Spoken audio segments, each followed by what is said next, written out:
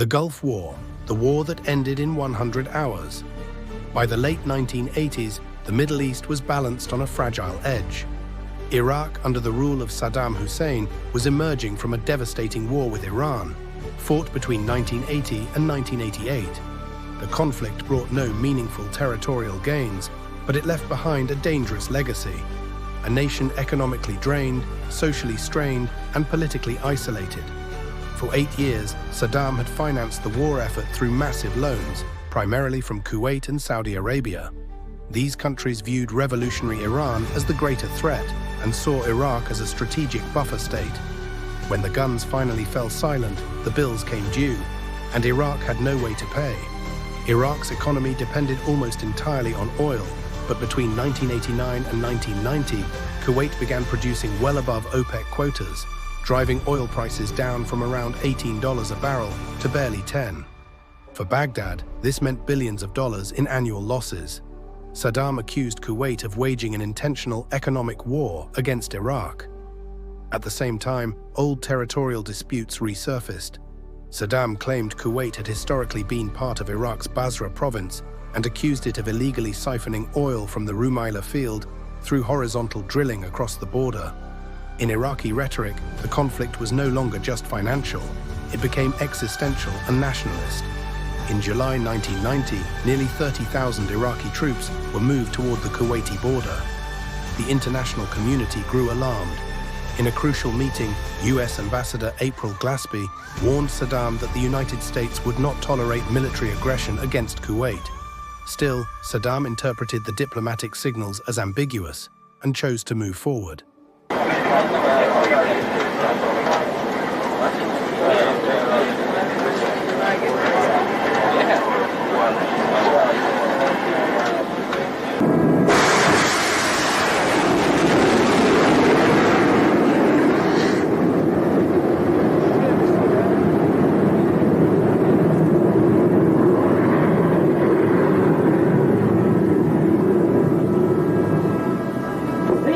In the early hours of August 2, 1990, Iraqi forces invaded Kuwait. The outcome was swift and brutal. Within less than 12 hours, Kuwaiti defenses collapsed. The country, with a military of only about 16,000 troops, had no chance against an Iraqi force nearing 1 million soldiers, backed by thousands of armored vehicles and hundreds of aircraft. The global response was immediate. The United Nations Security Council imposed severe economic sanctions and demanded Iraq's unconditional withdrawal. Saddam ignored every resolution. Instead, he attempted to frame the invasion as part of a broader Arab cause, linking his withdrawal to unresolved regional conflicts such as the Palestinian issue. Washington was not convinced. Under President George H.W. Bush, the United States launched Operation Desert Shield, deploying forces to Saudi Arabia to block any potential Iraqi advance toward vital oil fields. Within months, an unprecedented coalition took shape. 34 nations, including Arab states, European allies, and Asian partners. It was the largest military buildup since World War II. In January 1991, the UN deadline expired. Saddam refused to withdraw. In the early hours of January 16th, Operation Desert Storm began. The first strike did not come by land. It came from the sky. For 42 days, the coalition carried out the most intense air campaign in military history. More than 100,000 combat sorties were flown. Precision-guided bombs, cruise missiles, and stealth F-117 aircraft dismantled Iraq's command centers, radar systems, air bases, armored divisions, and communication networks with unprecedented accuracy. By the time the first Allied tank crossed the border, the Iraqi military had already ceased to function as an organized fighting force. Saddam attempted to retaliate by launching Scud missiles at Israel and Saudi Arabia, hoping to fracture the coalition. Israel, however, refrained from responding militarily, preserving Allied unity. The Iraqi strategy failed. On February 24, 1991, the ground offensive began. What followed was a short and devastating war. Coalition forces advanced with overwhelming speed. Iraqi units, demoralized, poorly coordinated, and without air cover, often fired a few shots and surrendered within minutes. In just 4 days, Kuwait was liberated. American M1 Abrams tanks and British Challenger tanks destroyed Soviet-made T-72s at distances where Iraqi crews could not even return fire. During the chaotic retreat, thousands of Iraqi vehicles were trapped along Highway 80, the main road between Kuwait and Iraq. The stretch became known as the Highway of Death, a stark symbol of the total collapse of Saddam's forces. Before withdrawing, Saddam ordered more than 700 Kuwaiti oil wells to be set ablaze, triggering one of the worst environmental disasters in modern history. On February 28th, just 100 hours after the ground campaign began, a ceasefire was declared. How you doing? Pretty good. How about you?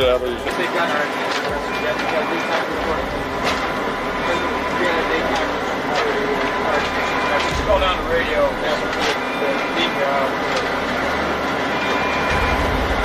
Strike Sierra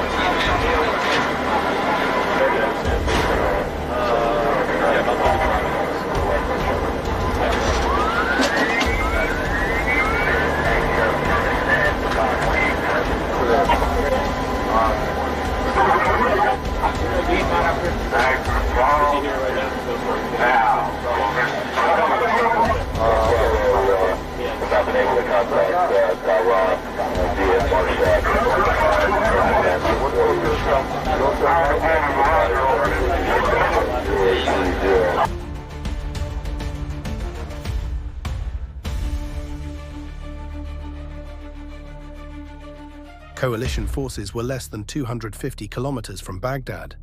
On the map, the road was open. On the battlefield, the Iraqi army had ceased to exist as an organized fighting force.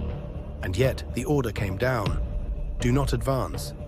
The decision not to overthrow Saddam Hussein at that moment would become one of the most debated choices in modern military history.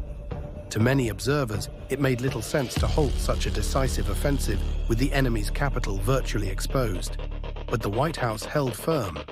The objective of the war had been achieved. The mission was not to occupy Iraq or reshape its government, but to liberate Kuwait and restore the international order shattered by the invasion of August 1990. From a strategic standpoint, the concerns were clear.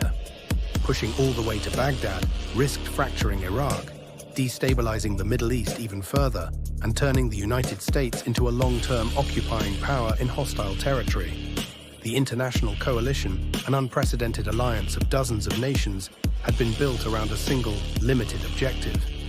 Exceeding that mandate could have shattered the coalition itself. Still, the consequences of that decision would echo for decades, shaping future conflicts and reigniting debates about the true cost of modern warfare. The Gulf War marked the definitive birth of modern war. For the first time, combat was dominated by advanced technology, real-time intelligence, and total air supremacy. Satellites tracked movements across the desert.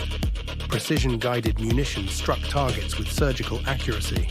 Stealth aircraft penetrated enemy airspace unseen. Command decisions were made thousands of miles away, yet executed in seconds on the battlefield. This was no longer war defined solely by soldiers and armor pushing forward. It was war as a system, driven by data, signals, coordination, and overwhelming technological advantage. It was also the first conflict broadcast almost lived to the entire world. Night vision images of Baghdad under missile fire became iconic, pulling the reality of war out of history books and into living rooms. The Gulf War changed not only how wars were fought, but how they were seen, understood, and judged by the global public. In this conflict, the United States revealed the full extent of its military power. None of it was improvised. This dominance was the product of decades of investment, research, and technological development during the Cold War. An invisible arms race with the Soviet Union fought through science, engineering, and innovation. Every radar system, every stealth aircraft, every precision weapon represented years of testing, failure, and refinement in a relentless pursuit of superiority. But like every war, victory came with unanswered questions and a devastating human cost. Deep scars were left behind. Thousands of lives were shattered. Across Iraq, the thunder of thousands of bombs echoed day and night, paralyzing Saddam Hussein's military forces and crippling the country's infrastructure. The psychological impact was as crushing as the physical destruction. It was a short war, but it was anything but quiet. A crushing victory achieved by a coalition unlike anything the modern world had ever seen. Dozens of nations moving in unison against a single regime. A military campaign executed with speed, precision, and overwhelming force. When the fighting ended, Iraq stood devastated, not only by the war itself, but by the ambition and recklessness of its own dictator. The Gulf War was not merely a regional conflict, it was a clear warning.